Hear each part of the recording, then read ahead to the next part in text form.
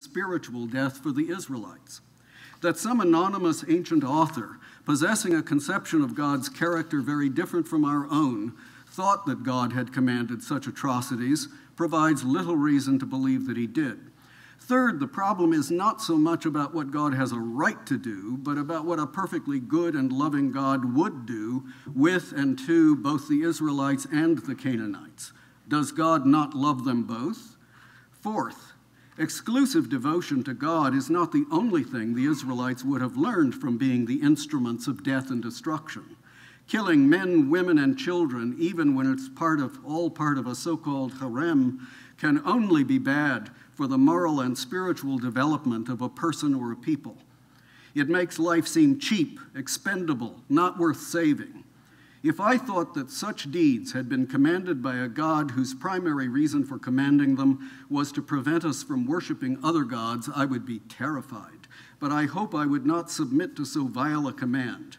The ancient Israelites mightn't have been capable of such discrimination, but precisely because we have a purer conception of deity, we must refuse to believe that God commanded them to do such things. Fifth, God's supposed plan to isolate the Israelites didn't work out very well. According to the biblical narrative, the Israelites frequently succumbed to precisely the temptation that was supposed to have been prevented by the genocides. Indeed, the very passage in 1 Kings that Professor Swinburne cites to show that the Canaanites practiced cult prostitution also says that Judah, quote, did according to all the abominations of the nations which the Lord drove out before the people of Israel, unquote. The story of a divided kingdom, of 10 lost tribes, of exile and diaspora makes it clear that at least this part of God's supposed plan was a failure. Finally, something must be said on behalf of the much maligned Canaanites. The children, at least, were innocent. But what of the adults? What evidence, really, do we have for thinking that they were in willful rebellion against God? No doubt they viewed the Israelites as enemies, but that doesn't imply that they knew that temple prostitution and child sacrifice were wrong, or that they knowingly disobeyed the one true God. The Canaanites undoubtedly had many false beliefs and harmful practices, but was genocide the appropriate response to their ignorance and error? Would it not have been both fairer and more loving to show them the error of their ways, or did God simply not care for Canaanites? What then shall we conclude? Given the extreme difficulty of twisting these morally problematic texts into something digestible, and the moral peril of worshiping God as they represent him, it would be better simply to say, no, God did not do these things. No, these parts of the Bible are mistaken.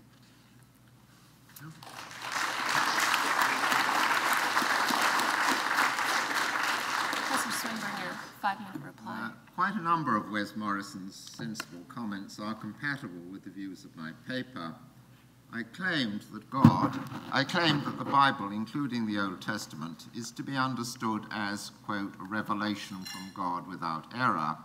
If so, it should be interpreted, I claimed that if the Bible, including the Old Testament, is to be understood as revelation from God without error, it should be the Bible interpreted in the way that some of the fathers taught us, that is, in the light of Christian doctrine, including Christian moral teaching and scientific knowledge. God's inspiration of the Bible might involve God's inspiration not of the first author of short passages, but of compilers of these into larger units. So there is no need to hold, and I don't hold, that God had any role in inspiring the first human author of Psalm 137:9. But what I refuse to say is what Wes seems to want me to say of that verse and other passages which he regards as morally inadequate, is that they are simply false. Quote, they don't speak for God. And why I refuse to say this is because I think these passages have many different meanings according to the context in which they are inscribed. And in one of these meanings, when regarded as part of the Christian Bible and interpreted in the way that that demands, they certainly do speak for God. One can't say yes or no, this is true, this sentence is true, this sentence is false. You can say this sentence in this context understood in this way is true, this sentence understood in this context understood in this way is false. But then, isn't it misleading for God to provide a revelation so easily capable of being misunderstood? The Bible is not merely a collection of true sentences, it's also a record of a progressive understanding of those sentences by the Israelites, working things out for themselves with God's help. Most of its sentences, which require reinterpreting in the total Christian context, have therefore a limited degree of important truth in a narrower context. That includes Exodus 25, part of its original meaning, that children of bad parents will suffer, is surely true. It also includes Psalm 137:8, which Wes added to as important to take into consideration as well as verse 9. It also includes Psalm 137:8. Happy shall they be who pay you back for what you have done to us. Wrongdoers do deserve punishments. That is, those wronged by them have a right to exact punishment from them, even if it's often better that they should not exact punishment, but show mercy instead. The Babylonians had wronged the Israelites, and so they did deserve punishment. And the verse is right in giving approval, therefore, to the exaction of punishment, even if there might be, although there isn't always, a better action than exacting punishment. The lesser truth is worth enunciating. The reason why I didn't interpret the divine command to exterminate the Canaanites as an allegory is because I think there is no need to reject the historical interpretation. The Church Fathers thought many passages had 3 or 4 different true divinely inspired meanings, and they usually claimed that although the command to exterminate the Canaanites had a deeper meaning, it also had its historical meaning.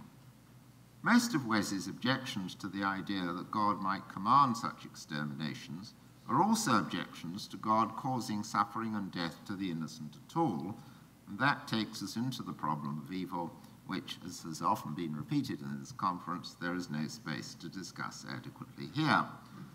But the only good answer to the problem of evil must include the claim that there are things more important than life and more important than the absence of suffering, and a good God may well provide them for humans with all their logically necessary cost.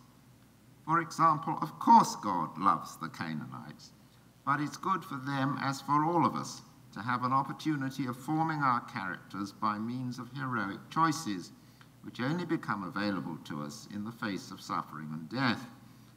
And one thing desperately important for a human character is to reverence the right things, and that includes worshipping the necessary being who is the source of all other things. The command to exterminate was a unique command, issued to bring home this truth to its hearers, and thereby preserve the identity of what turned out to be a unique religion. And of course it didn't work perfectly. Humans have free will. They don't always obey their commands. But most of them did get the message.